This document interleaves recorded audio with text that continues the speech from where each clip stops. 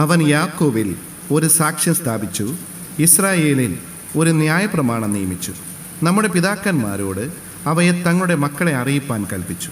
വരുവാനുള്ള തലമുറ ജനിപ്പാനിരിക്കുന്ന മക്കൾ തന്നെ അവയെ ഗ്രഹിച്ച് എഴുന്നേറ്റ് തങ്ങളുടെ മക്കളോട് അറിയിക്കുകയും അവർ തങ്ങളുടെ ആശ്രയം ദൈവത്തിൽ വയ്ക്കുകയും ദൈവത്തിൻ്റെ പ്രവൃത്തികളെ മറന്നുകളയാതെ അവൻ്റെ കൽപ്പനകളെ പ്രമാണിച്ചു നടക്കുകയും തങ്ങളുടെ പിതാക്കന്മാരെ പോലെ ശാഠ്യവും മത്സരവുമുള്ള തലമുറയായി ഹൃദയത്തെ സ്ഥിരമാക്കാതെ ദൈവത്തോട് അവിശ്വസ്ത മനസ്സുള്ളൊരു തലമുറയായി തീരാതിരിക്കുകയും ചെയ്യേണ്ടതിന് തന്നെ.